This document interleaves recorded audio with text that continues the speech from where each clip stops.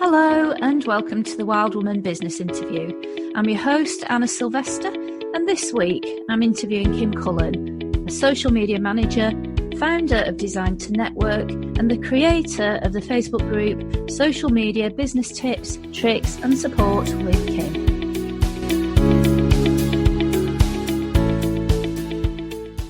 Hi everybody, this is Anna from the Wild Woman Business Club.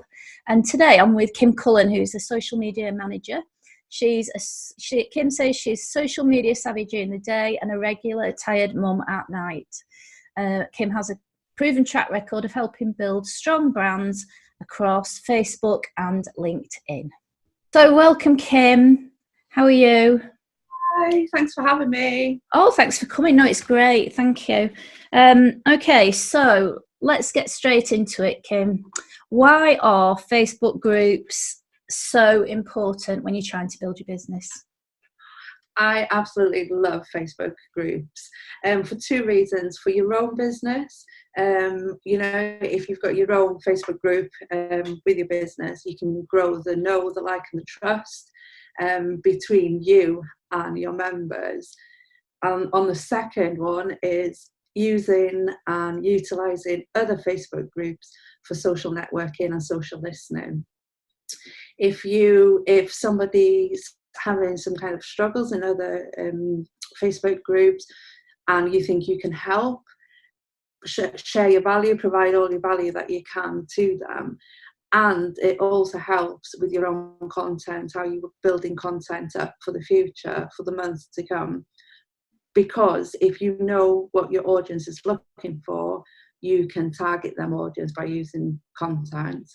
So then going back to your own Facebook group, apart from growing the know, like and trust, was really, really important between your members.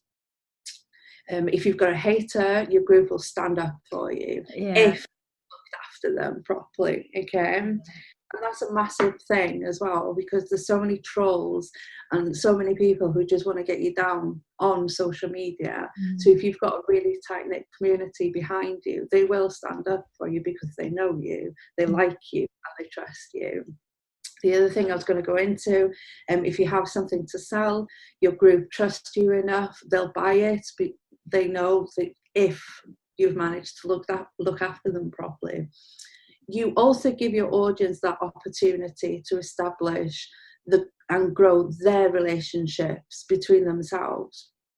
You can reflect on your company, or your business will be reflected as a safe place, somewhere where they can come in and be themselves, be authentic and without judgment.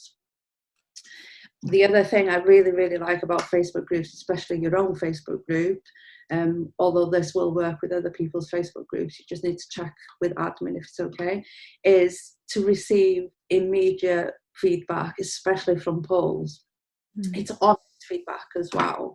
So if you've got an idea you want to bounce off your members, great. And more than likely they're going to tell you the truth, especially through a poll, because it's anonymous. Really, really great way of growing and expanding on your network and what you're creating, and just content as well in general. And probably the last thing I'd say is, from a marketer's point of view, is they're free. They don't cost you a penny. And, especially if organic growth is the way that you want to market your business, then that is a perfect way of doing it. That's my opinion on them. So you can start you can start building up a little bit of an audience anyway, even before you've got a group or a Facebook page, by going into other groups and getting people to like you. That sounds awful, getting people to like you, but if you're interacting with other people on a page, people will start to get to know you, won't they? And then Yeah, absolutely. By going into other Facebook groups, you just be authentic. Don't go in there with the mindset of, right, I'm going to make these my friends and I'm going to sell to them, because that's not the way to do it. That's not the way I've grown my network. I totally believe that giving as much value as you can. If someone needs your help them. Yeah. And it's the way that they will trust you, because you wouldn't want I feel like if you go in with the mindset of, right, I'm going to make you my friend so I can sell to you, I don't believe you'll go very far in life in general, because you've always got a different agenda. But if you go in the mindset of, right, if anybody needs help, if no one needs help, that's fine. But if someone needs help, or if they've helped you if the community's helped you in a different way, then provide that value to them. Like I said, they will grow to know to like you. And people are quite nosy, so even if they haven't seen you or they don't comment, it doesn't mean that they've not seen you. And then go back up the profile as well. So then that comes into making sure that your profile's optimized for that reason. Yeah. Okay. Right. So a biggie, and I've done a poll on this on my group. So what are the differences between a group and a page? Because I know when I first started, I didn't understand it. So can you talk a bit about that to help people understand the difference? And also, should they have one or the other or both? Okay. This is usually a really huge question that people ask me all the time. And like you said yourself, the main difference being is you need a Facebook page to run ads. So if your marketing strategy is paid ads, then you need a Facebook page. You can't run ads through a Facebook group. So that's the main one. Facebook basically will not let you run ads without a business page number. Okay, so that's the main biggie. Yeah, so Facebook groups provide you with an opportunity for a deeper connection with your audience, whereas a page is, you won't very often see someone on a public page bear their soul out because they don't know who's watching. Whereas with a Facebook group, then more than likely, like I said in the first bit, was they're going to know you, they like you, they trust you, and they trust that they're in a private, supporting, non-judgmental Facebook group with close members that they've built this whole deeper connections with, basically. Yeah. That is another good reason to have a Facebook group against that. So once you understand your audience or your members' struggles, it's only then that you can prepare them and know how to serve them better. And you can't really get that on a Facebook page, but you can, like I said, you can build them connections, deeper connections within a Facebook group. So that's the other thing about Facebook groups is they have better visibility as well. I've just got a couple of stats here. I had to make sure that I got them right. So at the moment, the algorithm is decreasing the organic reach on Facebook pages as much as 98%. And that's just crazy. Because what that means is that if you have 100 people, 98% of them are not going to see your page, not going to see what's on your page. Well, and that's really that's surprising to me as well, because like you were just saying, to go back to what you said about the difference, you're actually paying a lot of the time to put ads out there, aren't you? So you're paying for 2% of everybody who clicks and comes and has a look at your page. Yeah, you've just got that spot on. Yeah. And it's not that I don't like that, it's just I choose not to go down that route. They are effective, but I love my being organic, I love my organic growth, and I love the authenticity behind that, because that's what I run my business on. I'm a really big values. Just explain to everybody what organic growth means, because not everybody's going to understand what organic growth is.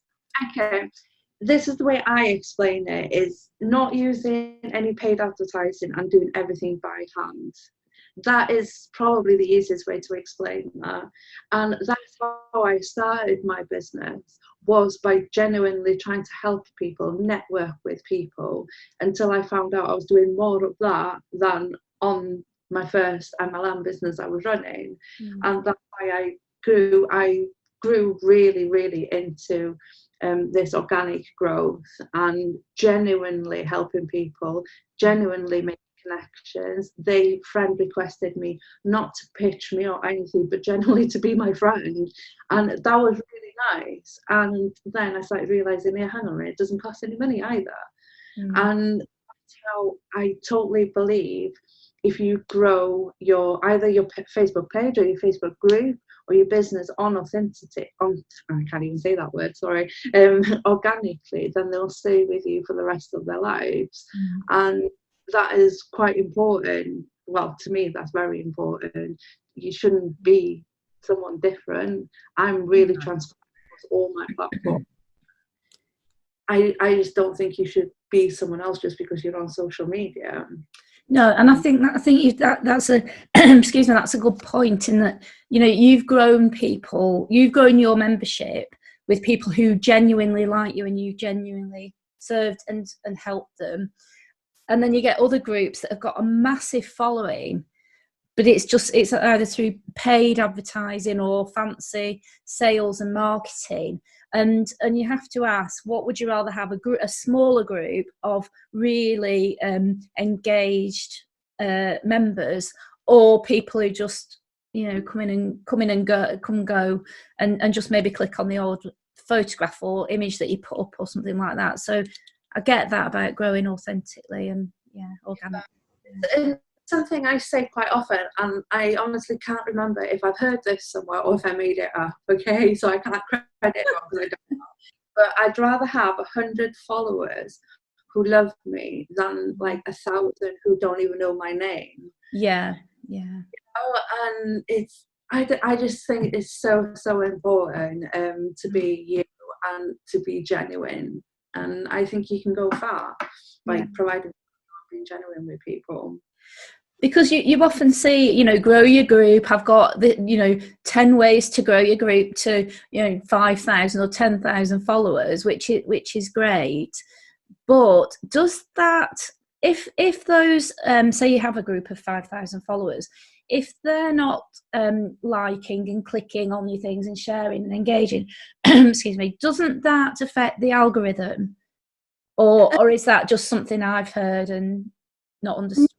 Yeah, not necessarily. If you go into the analytics of your Facebook group, it will tell you how many active members you have. And them active members go, I think on the top of my head, goes for people who have liked, commented, shared, something like that. Sorry, I'd need to find out exactly what it said. So many Facebook groups. Then that does not go against the algorithm if they just, but what does is people going in there and turning the notifications off and never doing it, just being in there and being kind of floating around. So there is different mixes about how that's going to affect the algorithm really.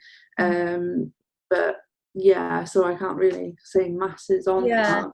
It was just something I'd heard, and sort of, so basically the message is, it's better to have a handful of people that are highly engaged and really like you and help you in the group, rather than 1,000 people who are just sitting there clicking every now and again and not really engaged. Yeah, there is no actually like proof that it affects the algorithm or not. But it's just from doing, like, working with my clients, working with my own Facebook group, doing reviews and reports on other people's, is that it looks like it does.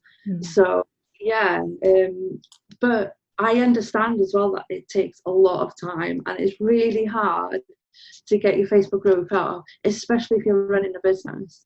My sole business is to help other business owners get their growth and get their sales out there. So that my sole focus is to network with people. So I can spend all my time doing that.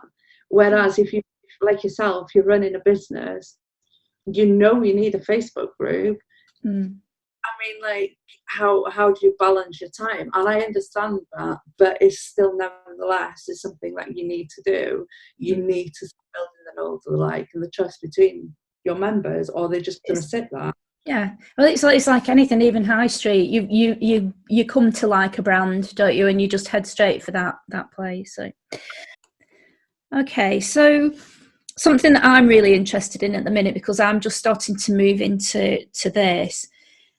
How can you grow your email list through Facebook groups? Okay, this is quite a biggie, but so simple to do as well if you know what you're doing. When you join a Facebook group, you have a choice of 3 questions. Not everybody uses them, but you have a choice to put 3 questions that you want out there. For example, one of my questions is, would you like to join my monthly newsletter? If so, what's your favourite email address?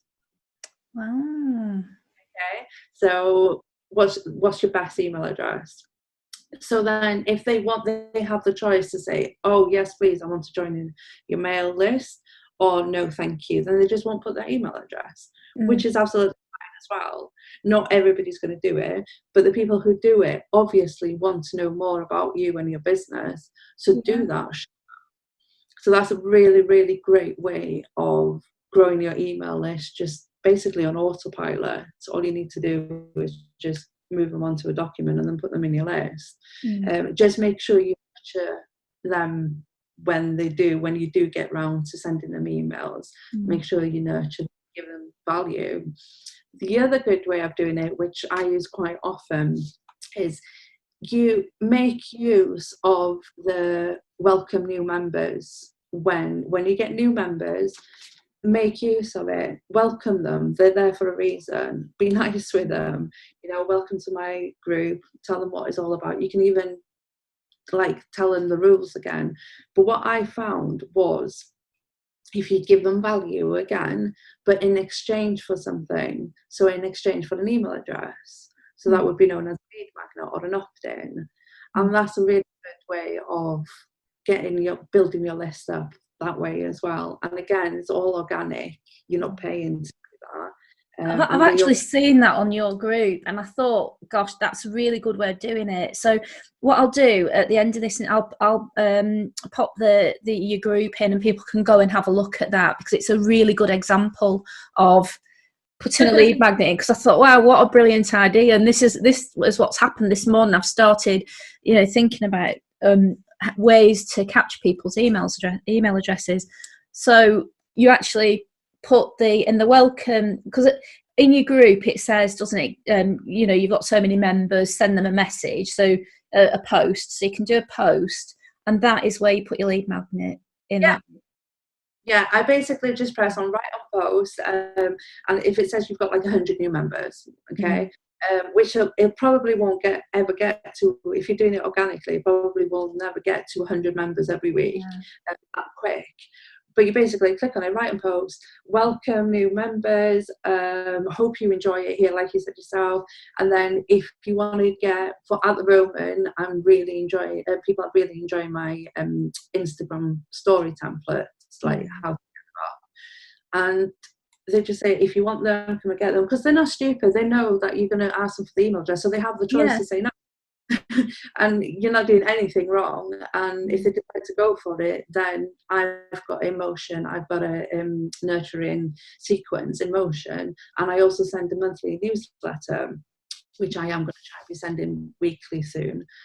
But again, that's something else to think about.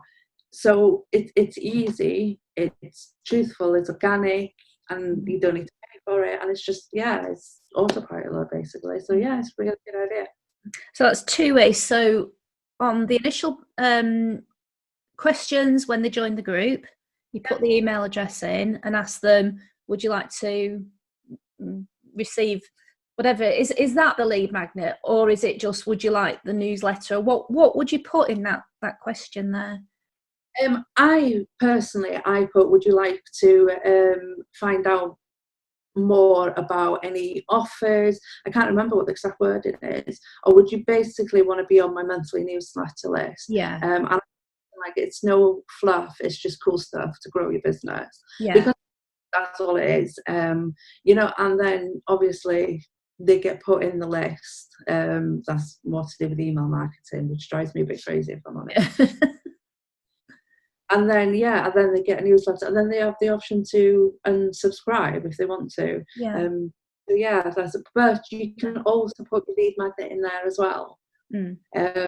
got 6 different lead magnets, Mm. then you can use one for the questions. Would you like 100 free engagement ideas, for example? Or you could have 2 in there and ask them. You've just got to be careful how you word it. You need to be truthful how you word it. It's actually not that hard. You just need to sit down and have a think about it. Yeah. So to put yourself in their position, what would you want from this? I know for certain. What if I was joining the group? You mean? Yeah, I mean, I know when I join groups, what makes me want to join somebody's group, what makes me want to hand over my email address. So,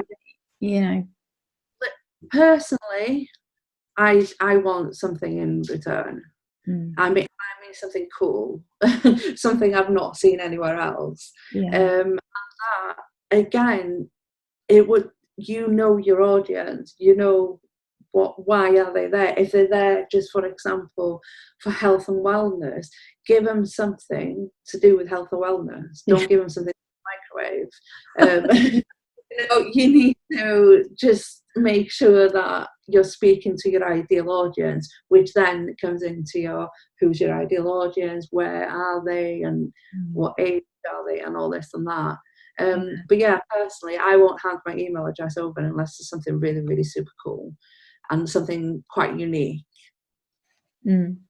So the question put a question asking them in when they first join, and in the welcome put, have you received my whatever? So that gives them two chances, doesn't it? Then to okay. Yeah, absolutely. And as well, when you start building more lead magnets or opt-ins, then don't be afraid to pop them in the group, because if that doesn't attract one person, if the welcome message and the question doesn't attract one person, and you put a completely different lead magnet in then, and that might just go, oh yeah, I'm interested. Yeah. Do it that way. So don't be afraid. Just don't flood your group in them. Like I said, it's okay to promote, just don't constantly do it. They're not there for that exactly. So, and it's quite a gentle way of doing it as well, isn't it? It's not sort of forcing them to do anything, which is nice. Okay, so Facebook groups, which is the best one to go for? If you want to sort of, would you say go for a Facebook page or a Facebook group? Which one would be the most profitable, do you think? Which one, or both? Okay, in terms of profitable, I would definitely go for a Facebook group. For the same reason as I said before, is to build that know, the like, and the trust. I haven't found a way to develop that on a Facebook page yet. And it's too public. I'm quite an introvert. Is that the right word? Introvert? Yeah. So I love my Facebook groups, and I love the community feel from them. Even the big ones, if they're looked after properly, then they work really nice. But yeah, in terms of making more money and profitable, I mean, just look at the membership groups as well. You can have free groups, but you can also have a membership group as well, and that's profitable quite quickly. Right. So I'd definitely go for Facebook groups instead of pages. And back to that. Okay. So another question, what guidelines would you give to an admin of a Facebook group to stop the stress and burnout? Oh, okay. Let's face it, especially at the minute, things that, quite stressful for everybody, aren't they? One of the main things that stand out to me is monitor your group quite frequently. I'm not saying you don't have to be on there 24/7, but use your settings as well. Try and turn it to that it needs approving every time when a post comes in. It needs approving, because if you leave it open to people and you just end up getting spam. Just for example, I'm not saying they will, but if you constantly get spam, it's going to affect you up here because you're going to get stressed out with it. So monitor it. Can't speak today. So monitor quite frequently. Switch on the posts for approval. And when I say monitor it, I mean check the comments, because you just don't know. And don't be afraid to delete posts that are obscene and harassment. Delete them. Protect your group. Make sure, just because you put a rule in that there's no one to bully anyone, it doesn't mean that I won't go on. And I understand that it's going to get really hard the more people you get in there, which is when you can think about getting moderators or more admins to help you. But if there's anything that contains personal information or harassment or anything like that, delete it. And basically monitor it quite often, and then it'll stop the stress in the long run for you there. Sorry. Another thing is if it gets too negative or critical, then message the person privately if you can. Again, this will totally depend how many people do it at a day, but message them privately. Just remember, as an admin, you have the power to remove that person, and don't be afraid to do that. Okay? If it keeps you sane and keeps you from stressing out and burning out and saying you're fed up of Facebook groups, delete the person, block the person. Again, it just totally depends on how many people do it. But you can always send a private message as well. Sometimes it's nice. I like to send a private message, but I'm quite lucky. Not much happens in my group like that. So that's a really good group. I'm lucky because my groups are lovely, but I do get in one of the groups, I do get those posts that say things like a little bit negative, like don't let people get you down. Well, that's on the face of it, that's okay, but it's still a little bit on the negative side. The posts I mean, when they're probably trying to put a message across to somebody who's that type of post, and I don't like that. So I do try to encourage a little bit more positivity.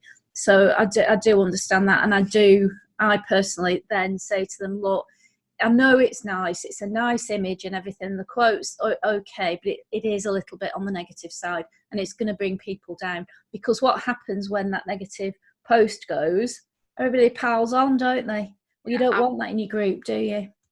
So good point.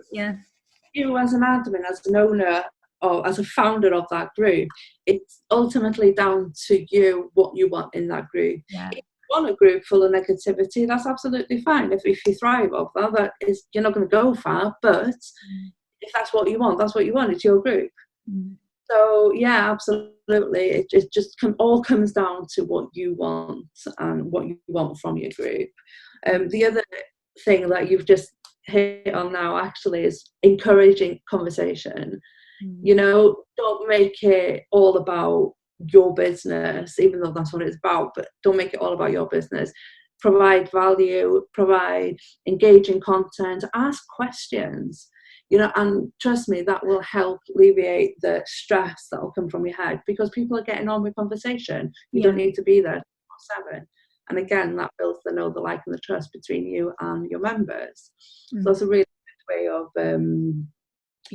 just encouraging conversations. And at the end of the day, if you've got someone who's quite shy and doesn't want to really pop out but is looking, you need to try and encourage them to come out without saying and that's a really good way of doing it. What I found that one of my groups, I've not tried it in the other group, but if somebody put on a particularly good comment that really resonated, I'd take a little bit of it and I'd make it into an image quote type, that type of thing. I'd ask the permission first, and then they would engage, and then other people would say, wow, that's amazing. And then you could see for a little while after, people were trying to have these comments that I could quote, so to change them into images. So it's about that engagement, isn't it? It is. That's a really amazing idea. Thank you. Brilliant. They love it though, don't they? And something as well that and it was a quote that I saw, about it was something completely different, but it made me realise that people do look to the person who started the group, because and the quote was something like, nobody, you can't steer a rudderless ship or something. or something around that, you know, and and it was talking about you need to be the leader of this ship, you're sailing it, you need to be seen as the leader of the group. So I think, and that was a bit of a wake-up call for me, because I just thought I'll start this group, everybody will join in, but it is a little bit more harder work than that, isn't it? It is hard work, and especially the way you're doing it, because I love your group, but especially it all comes down to organic growth. It is hard work because you're being you. You're not some robot that's just commenting or liking everything. You're building genuine relationships with these people, and in life that's like, it can be hard work, can't it, to be nice to everybody, you know. So yeah, no, you're doing absolutely amazing, and it is, but it's, people do need to realize that you can't just build a group. You know, you can have people help you moderate it or admin it or manage it, like I do with my clients, but then it does take time for me to build up the know, the like and the trust between them members. I mean, my clients groups, they know me, they know what I'm all about, and they know that I'm helping the person who group, so she can get on with providing value for them. And it's just, but yeah, you're right, it can be hard work, and it is hard work until you get the ball rolling. Okay, so one thing that I get a little bit confused about, not so bad now, is this privacy or secret, closed. What does that mean? What does that mean as far as a group goes? Okay, there's a public group is just that, public. Anyone can search for it. The description is available for all to see. It's basically completely public. People can join without having anyone to approve them. And it's just that it'll come up in your news feed. People can see that you've joined that group. People can see what you write in that group. It's literally as public as can be. Mm. And then you've got a closed group, which is the name. It's exactly like public in regards to the name, the description. Sometimes it depends on how Facebook wants to work. You can see who's in that group. However, it's only the members, the current members, can see the posts and who's posted. Okay, and it's only the current members that can see that group in your newsfeed. Does that make sense? Yeah, that's fine. Yeah, I understand that. Members have to ask to join or be invited. They can't just randomly join. So they're the main differences between a closed and a public.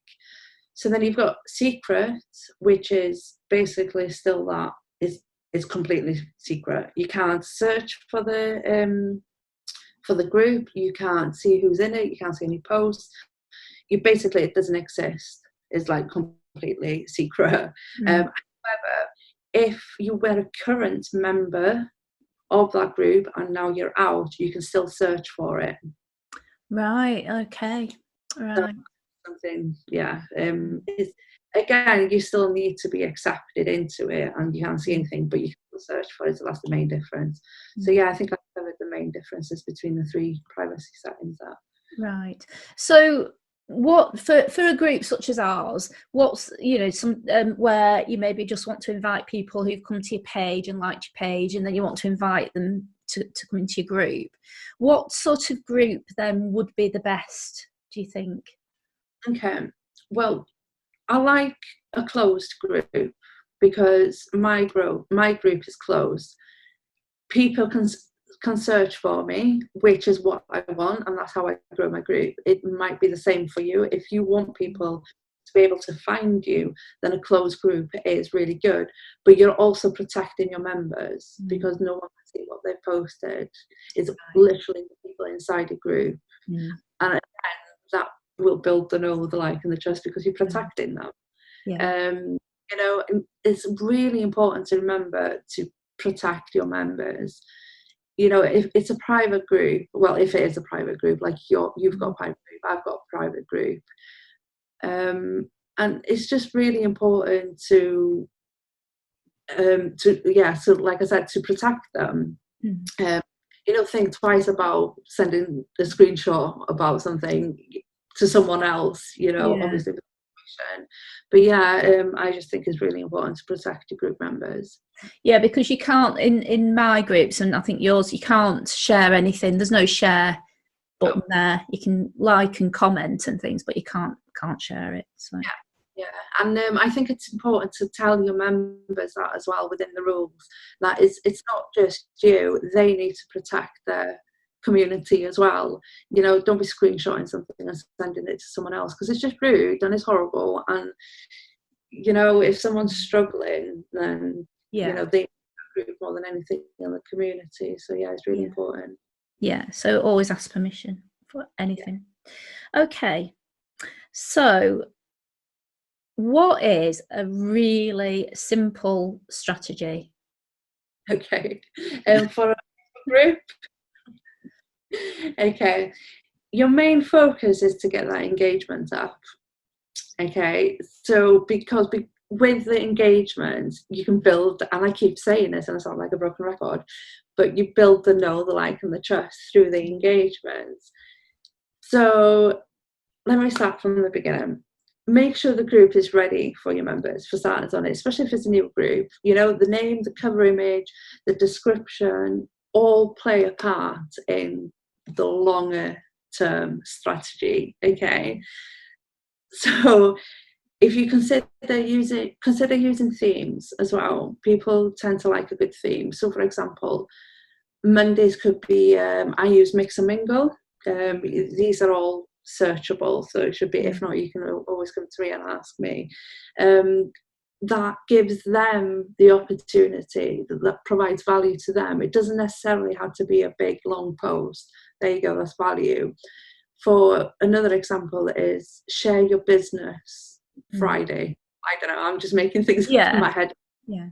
Give them a chance, especially if you run a business Facebook group, give them the chance to promote their business. Don't turn it into a spam festival, but you let them promote their own business on one day a week, and then turn the comment off when it gets to 12 o'clock or gets to the next day. And that keeps it tidy and it doesn't keep on going forever and ever. But yeah, consider using themes in general. Make sure that they get the chance to either talk about themselves or talk about their business. So yeah, that's a really good way of doing it. So that's a really good tactic. I personally, for a longer strategy, I would keep it the same until you build the traction between them, until they get used to it, to build the momentum. Post a tip or information, then post a promo another time in the day, because you've already got the engagement, so more than likely people are going to see a post. Okay, and don't overdo it. You're going to take time to find that nice balance. So you really need to make sure that you look into your analytics and see what's going on there. So like I said, keep it the same until you get the traction. I mentioned this before, use your new members post. For example, I do every Monday, and put a lead magnet there as well. That's a really good way of doing it. Always ask them about them in that post as well. I don't know if I said that earlier, but let them express themselves, let them talk about themselves. It's okay. And and again, you'll learn to know who does what in your group. Is if I want an email marketer, I know exactly who does emails because of them posts. So then make use of the top contributors and the top posts as well. That is a big one. One, because you're showing appreciation, and the other one is with the top post, you know what's working and what's not, so you know what to carry on with. Big one. Even though I do recommend you check your analytics and you study them and you make sure that you know what's working, I'd say probably post at least once a day and probably no more than 3 a day. And that is their kind of really general thing of speaking. It might work for everyone or it might work, but again, check your analytics. That's just a rough guide. This is a biggie. Use funny or other engaging posts away from business. It shows your humour.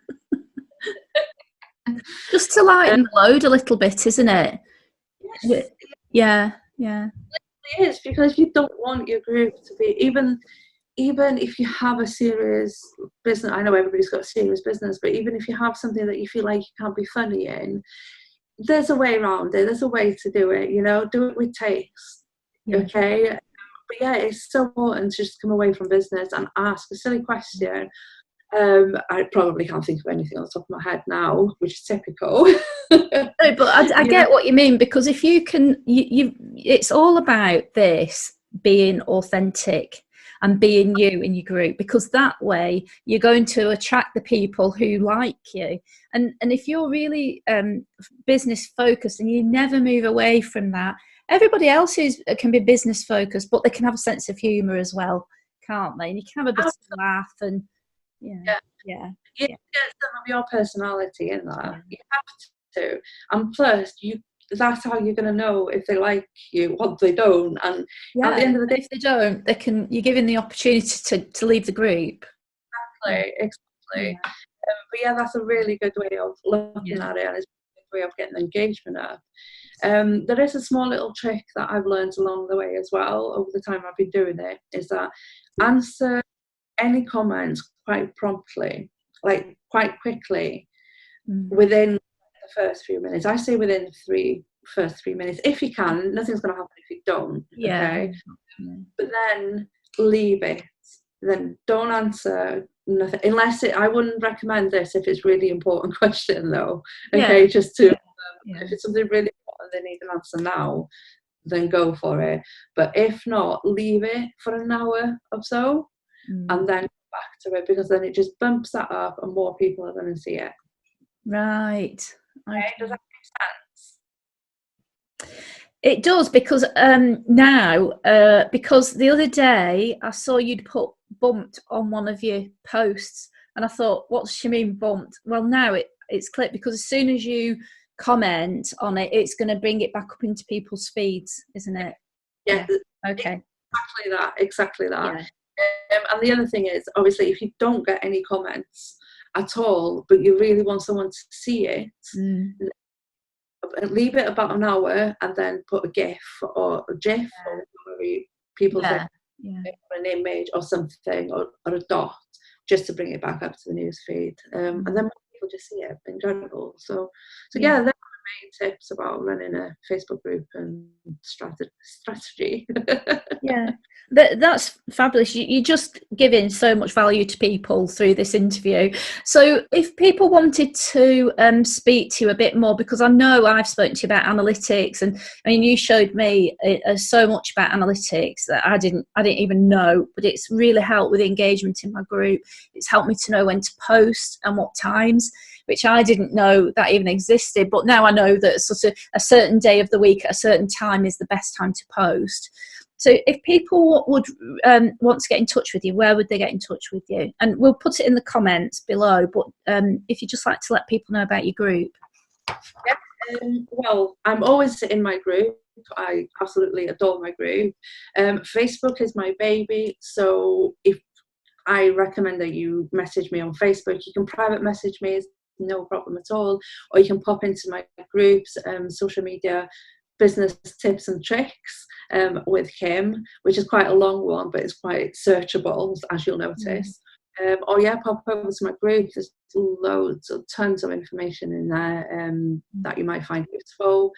But yeah, Facebook is the main place to go for. But I will give you my email address, which is kim@designedtonetwork.co.uk. So yeah, you can find me there. You'll find me everywhere. Yeah. Okay. Well, like I say, we will put it in the comments. But thanks, Kim, and that's been brilliant. And I can feel another interview coming on, because there's so much more that I'd like to ask you about analytics and how to look. Maybe we can do something on that in the future. That would be fantastic. Yeah, absolutely. Thank you so much for having me. And I really genuinely love you and your group. Thank you. Thank you. That's fabulous. Thanks for spending some time with me today. All right, thanks for keeping me company. Okay, so everybody, if you want to know more about Kim, in the comments below we'll put Kim's group and contact details. And thanks for watching. Bye.